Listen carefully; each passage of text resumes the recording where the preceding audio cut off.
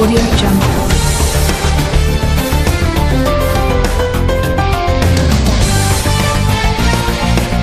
Audio Jungle.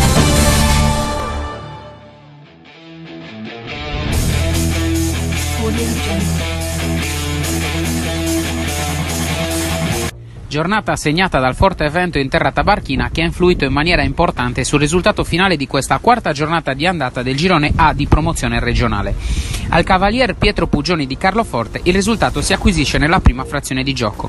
Al 13° il 9 Sanna porta in vantaggio la formazione di casa sul rigore.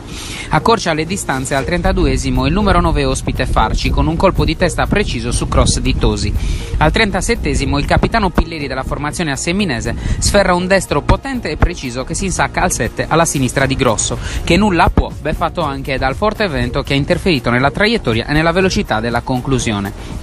Pareggio al 41° dell'11 Carlofortino Lazzaro che scarta difensore e portiere ed entra in porta praticamente con il pallone tra i piedi. Secondo tempo in calo per il Carloforte, ma la Semini non ha saputo approfittare di questo calo della formazione di casa.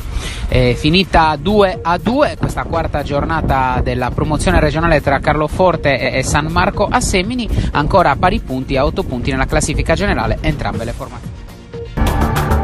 Audio Jungle.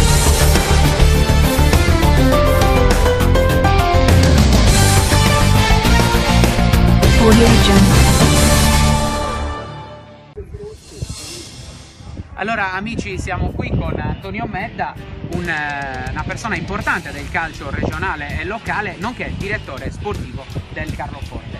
2-2 su questo campo, sul vostro campo, con una squadra ostica come poteva essere la San Marco a Semini. Cosa ne pensa di questo partito?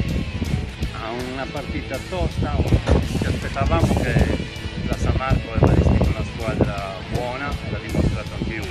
Una partita giocata sul campo, dove abbiamo visto la San Marco che è venuta qua per far risultato. Anche noi abbiamo vestito una squadra buona, però diciamo che molto la partita è stata predominata anche dal forte vento e quindi non è che ha fatto giocare bene a tutte e due le squadre.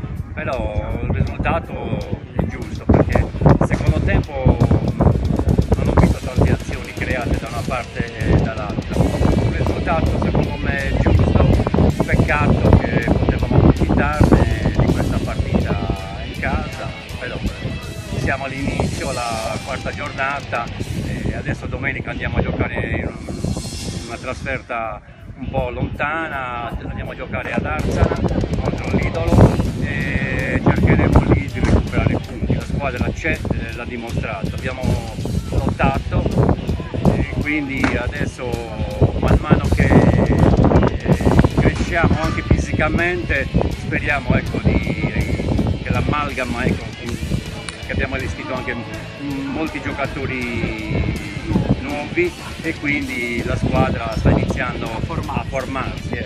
Grazie mille. Audio Jungle.